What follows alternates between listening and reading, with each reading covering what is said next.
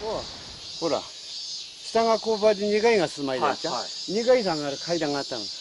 あ、もともとの家の、そうそうそう。それを利用したんだよ。再利用。こ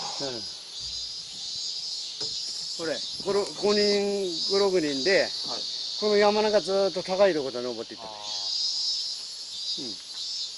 隣ってここの下の家の潮が敷いたの。ね。それでこいつが、潮が、引いて、水がどんどんと吹いてきたとき、こいつが、これ。ね。最初防波堤がこうあったいっちゃ、これ、角。これ、角ね。じゃ防波堤が見えなくなっちゃっちゃ。ほら。ね。防波堤が見えなくなってきて、次が、どうかっていうとこうなっていっちゃ。ここのとこさ、ほら、うち建てやがら。で、この物を打ち竿打つのがこいつなのさ。このままだから。ほら。ね。なるほど。そんで、車が浮いて、ほら、浮き始まったじゃん。ここの上に置いてた車が。これが、さっき水門があったでしょ。水門。水門があったところの山の上から撮った写真。逃げていって。で、湾内のその防波堤のうちの湾内の水が一つもなくなったって、ほら。砂が見えるよ。海底。砂、海底。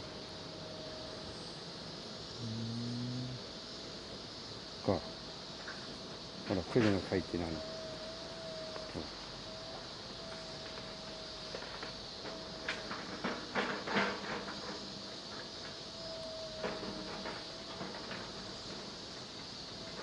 ほら。で、ここが、ほら、そこ。あそこの下ね。これいつ撮ったんですか。こいつがほら、津波後、4日か5日ぐらい、だな、1週間後ぐらいか。これで、これが最近。でね、これって近めで撮られたんですか。こいつが、さっきの水門のとこにあった、コミュニティセンターの跡地。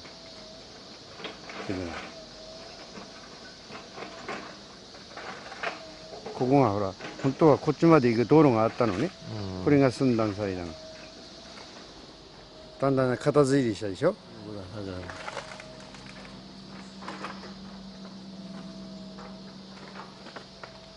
もうほら、プレハブ立ったでしょ。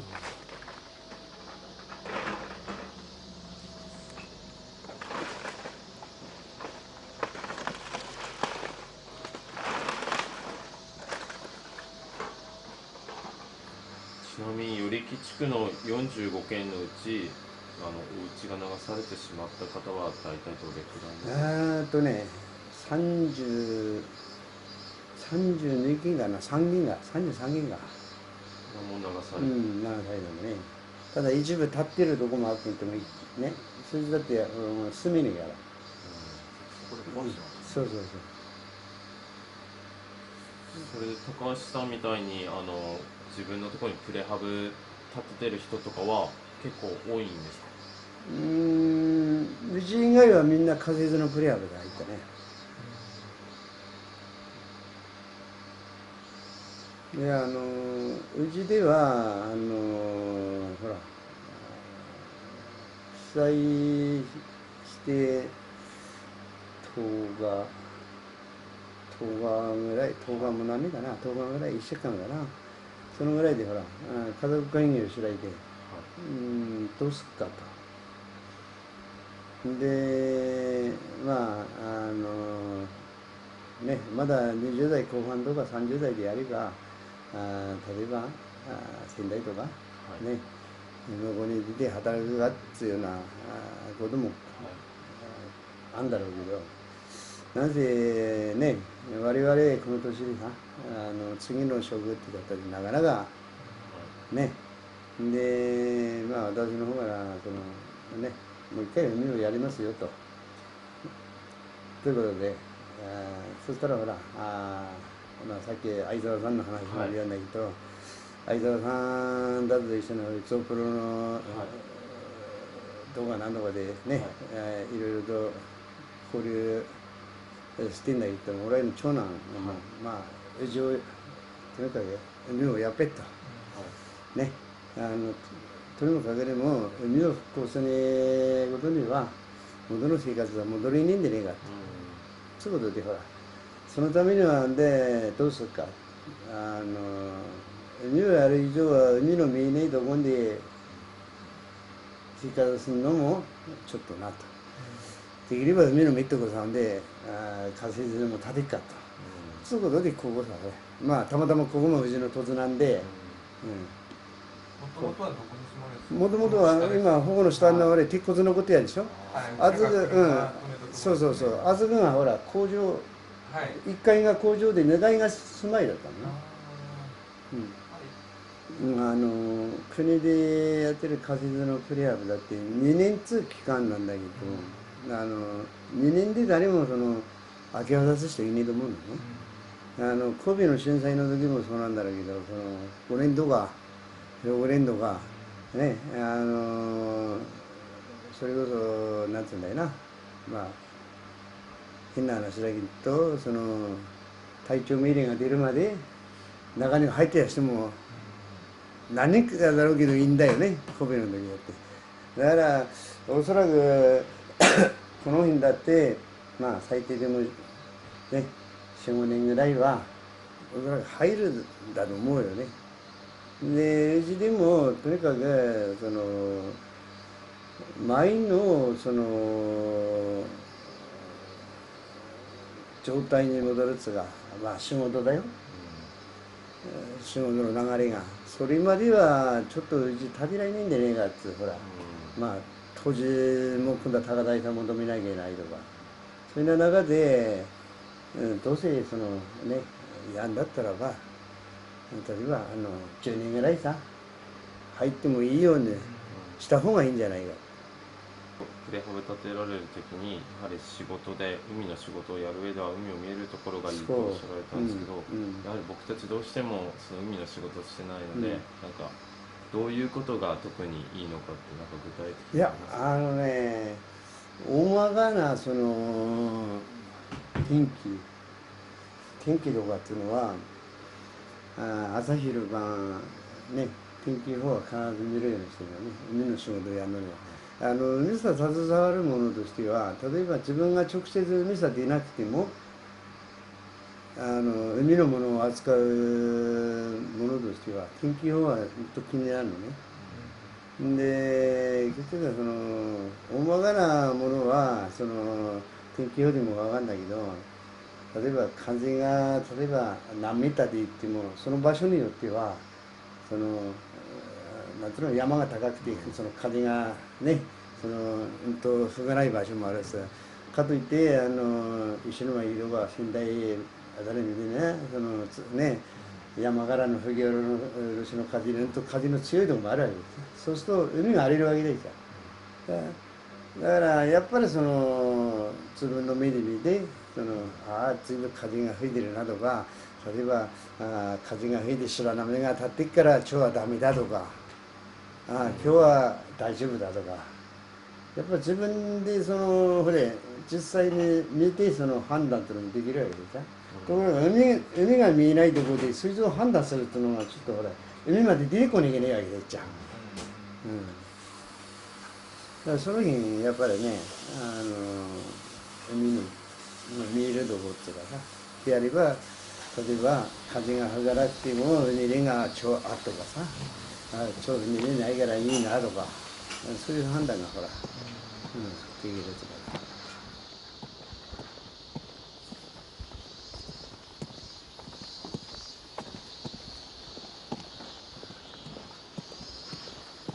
大体この日はね、この電柱の高み、水来たのが。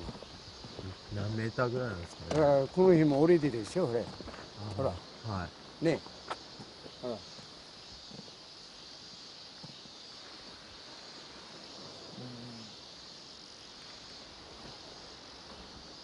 電池も新しいなんですね。クイズは新しいぐらい高いやつだからこの辺でも15メーターぐらいしてんだよ。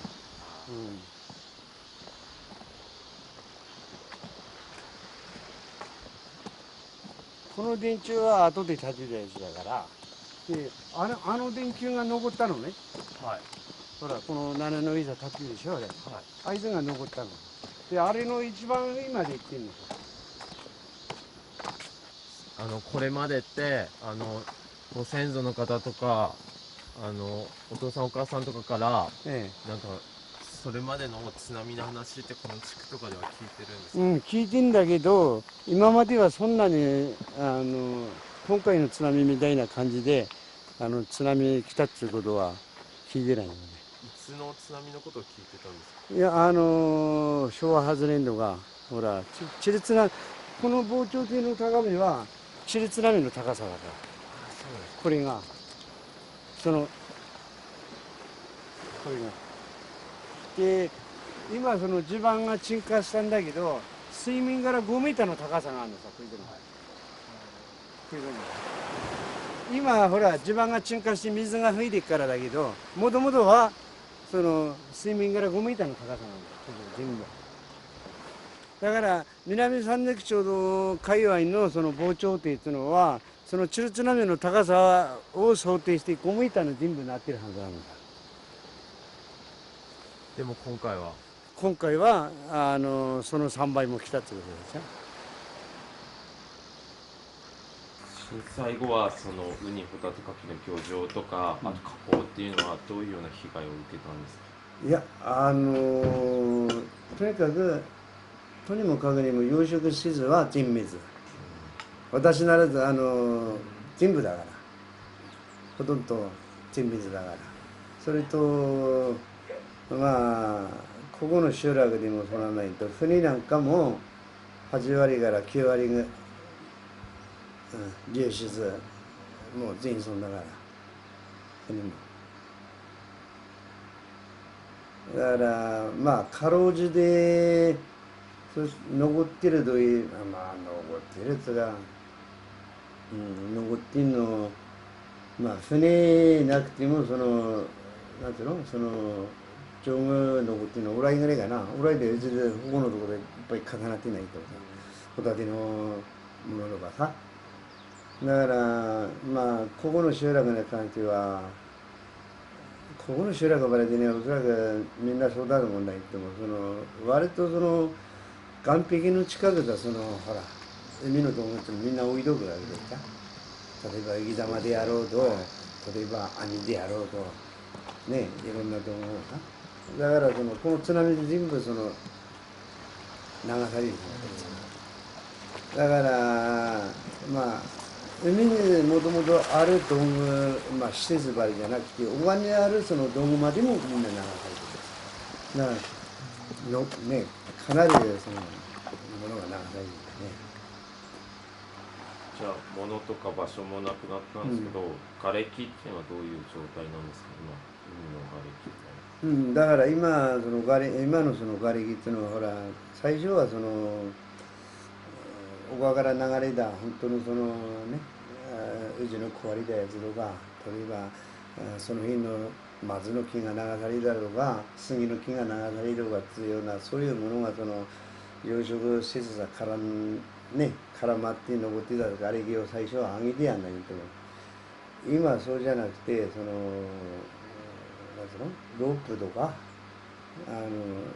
養殖のロープとか、そういう網とかが絡まったその瓦礫を上げてるね、海の底から。だからもうロープ類なんかおびただせんもんでね、ホタテを養殖するカゴとかさ、鍵のロープとかさ、今もうそういうな類のものがいっぱいあって、であと一部ほら、まあ壊れで海底で進んだほら船とかさ、そういうものがある。だからまあ、もうそういうな類のものがいっぱいあって、であと一部そのほら、まあ壊れで進んだ海底で進んだほら船とかさ、そういうものがある。だからまあそれは今どれくらいの頻度で何人ぐらい何日ぐらい皆さんで瓦礫撤去してて、やっぱそれが撤去しないと次には進まない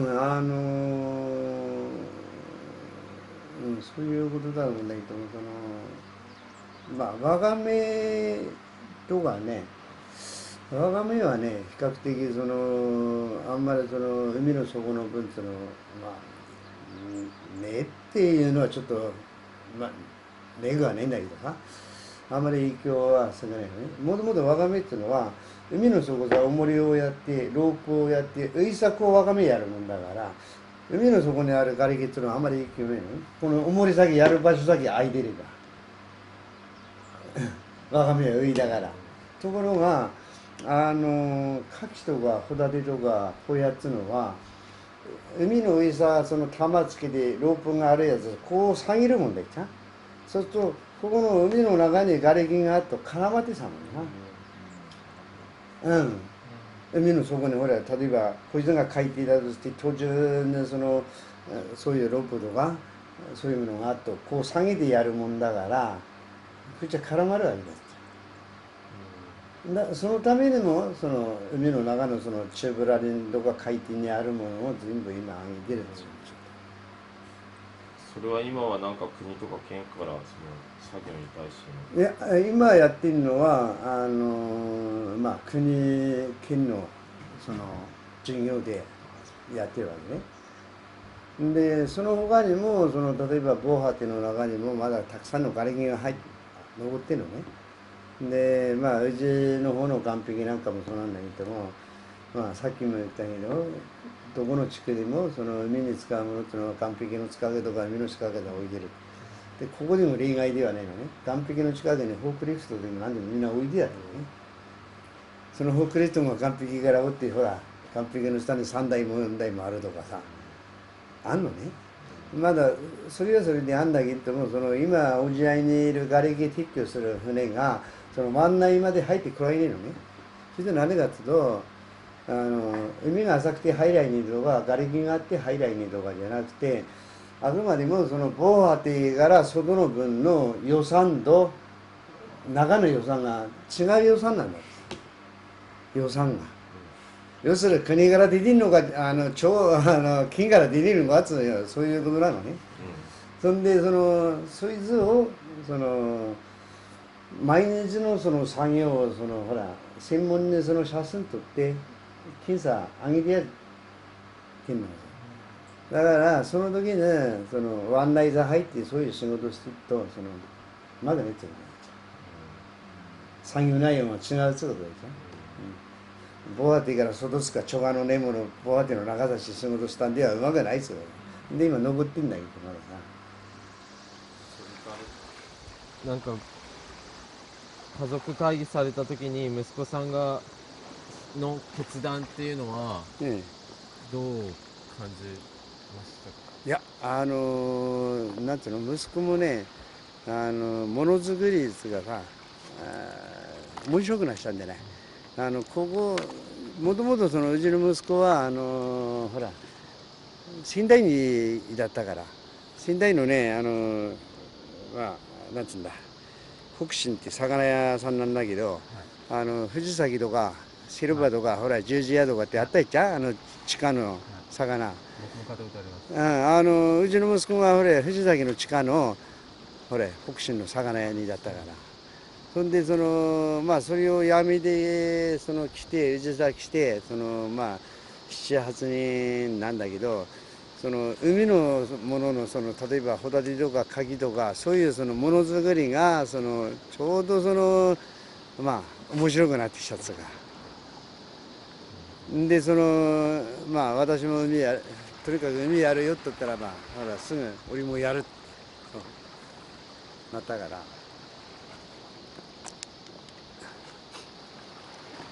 だからそんな感じであんまりなんていうの、津波を目の当たりにしたっつうかさ、そういう状況下に置かれながらも海やることに関してはあまり抵抗がないみたいな感じだったな。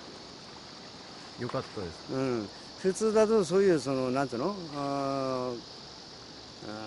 なんつうんだよな、そういう災害っつうかさ、直面するっていうかさ、この世の終わりみたいな状況を体験した時にさ、海さ帰るっていうのはちょっとなって思うんだけども、なんかすんなりとその自分も海やるって言ったから、その分に関しては、いいのかなと、そんなふうには思ってるんですよね。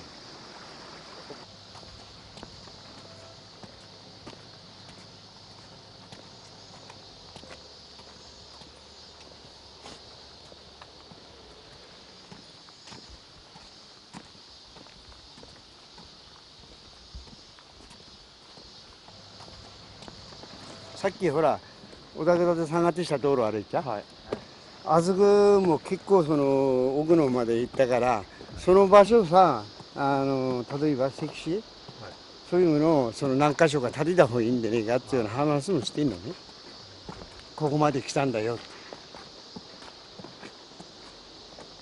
そうでないと、まあ今の人たちが生きてるやつはいいけんとも、何世代もこう経った時に、そういう話っていうのが風化して伝わんなくなってくる恐れっていうのがあるわけでじ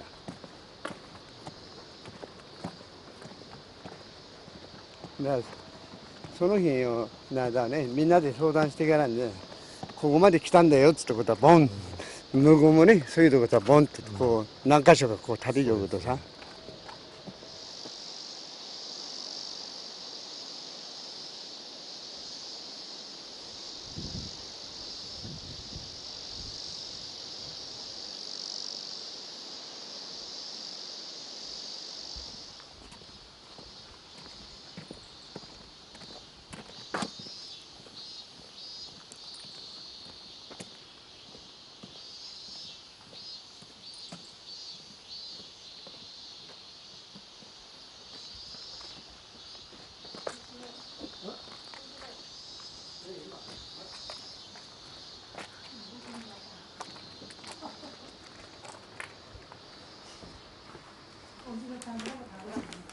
ああ、大丈夫です。気にしないでください。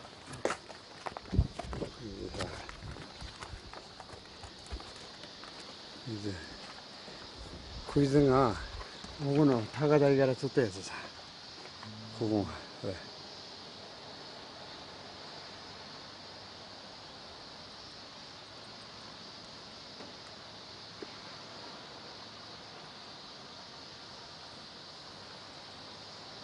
こいつがほら湾内ね、ああ、これこんなに船あって。こんなに船やってんだ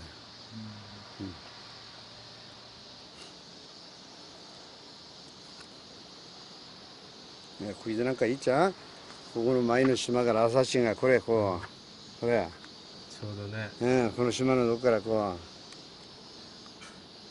本当いい場所ですね。う、